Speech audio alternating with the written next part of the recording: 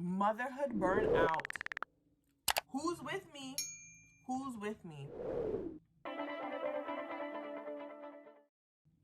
All right, so I know I'm not the only person that has experienced, felt burnout due to motherhood. So many things you got to do, and if you're a wife, it's your wifely duties, your motherhood duties, cleaning the house, ensuring laundry's done. If you're a business owner, running your business, even if you're not and you're employed with an organization, ensuring that you're doing your 9 to 5 work. There's so many things that cause burn out. How do you manage? How do you deal with it? How do you sit down and just say, I need time for myself, but I can't? Well, no mom's perfect. There's so many tips out there to say, you should do this. And if you're not doing this, then you're causing it on yourself. No, sis, you're not causing it on yourself. There are still a lot of things that need to be done. But maybe try applying these things. I can't promise it's gonna work, but maybe if these are things that you have not done, that they could possibly work. Routine. Routine is key. Morning routine, nightly routine, not just for you, for your children as well. It will help. But before we even get into that, the one thing that you need to ensure that you are planning out is time for self. Schedule it in your calendar. Like I talk about, if those who have followed me for a while know that, and I've been on Instagram, know that I'm a fitness accountability coach, and I talk about scheduling in your fitness. It's so important. It should be your job one.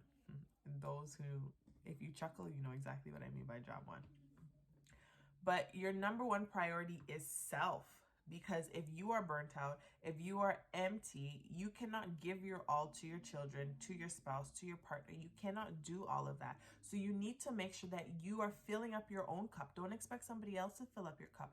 Fill up your own cup so you can fill up the cups of those who need you around you, right? So it's scheduling self-care. Self-care can be, taking a deep breath, taking 5 minutes to yourself and taking a deep breath. Even in the midst of the chaos that may be happening, go to the bathroom if you have to. Put your kids in their playpen, put something in front of them. I know some moms will be saying, I'm not going to do this, but if you got to turn on YouTube, my son's favorite teacher on YouTube is Miss Rachel. We turn some Miss Rachel. Go in the bathroom for 5 minutes. If you have a camera, you can turn the camera on them just to make sure if you have somebody around, just keep an eye on them and breathe. You go to the washroom to poo, right? Pretend you're pooing and go breathe. 5 minutes. If 5 minutes is too much, 2 minutes. Take a deep breath. Take a deep breath. Even if you cannot do that and you're in the midst of your children, I have a gate around my couch, which is where my son is and has all his toys and stuff.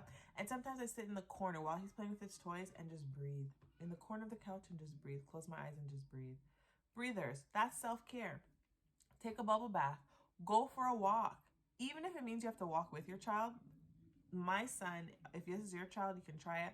When he was younger, sometimes even now, when we go for walks, he's in his stroller and he falls asleep. And while he's asleep, I spend my time with God talking to him, or play some music, or just really take in what's happening around me, the trees, the nature.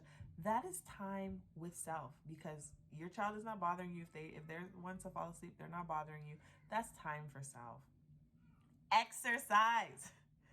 Exercise. If you don't know where to start, you want to get your health and fitness in place, head over to my website, sign up for the fitness accountability group, and we're going to do this together, okay? Because you need that time for self, because not just mentally, but physically. When your children are running around and you can't keep up with them, that's a problem.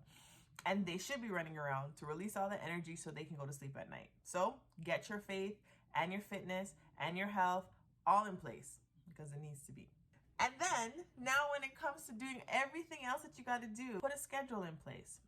This day I'm going to be working on this, and 2 or 3 things at the top of your list for that day, or even for that week, to check off. I know it feels great to check things off.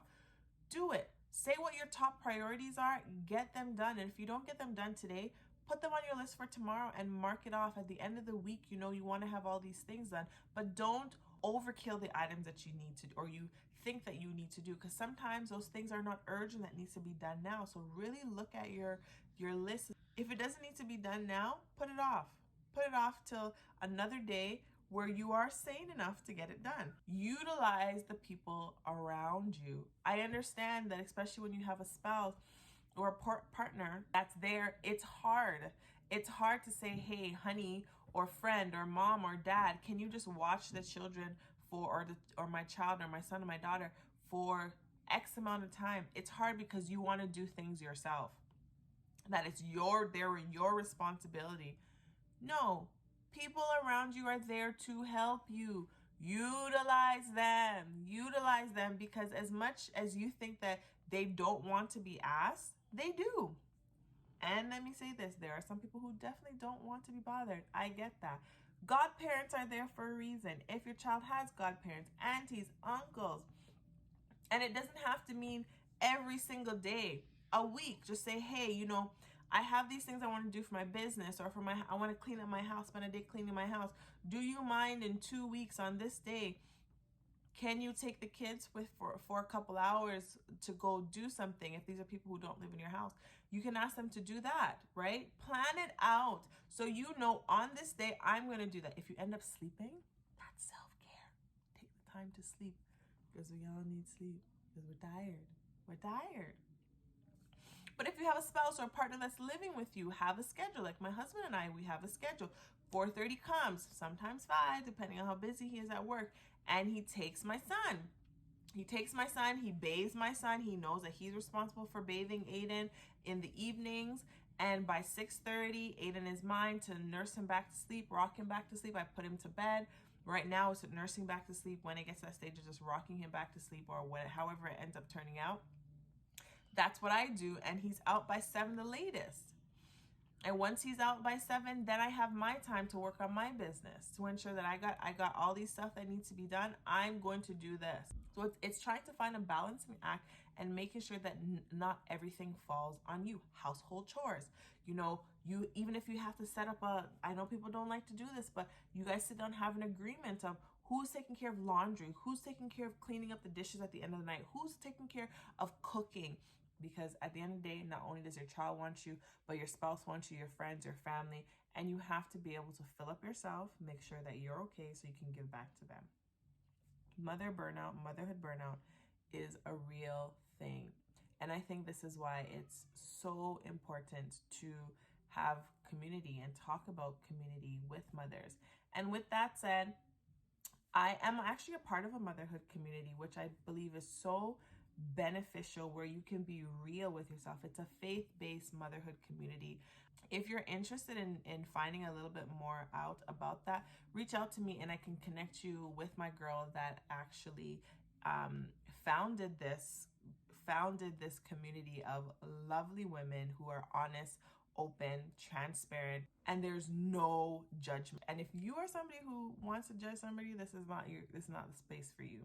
But thanks for tuning in, moms. Hopefully this helps you in terms of motherhood burnout, because it is real. And it's okay to say, I didn't get this done, but I'm a good mom. I'm a good mom. I'm there for my children. I'm giving myself 100% and I'm giving them 100%. That's all that matters. All right.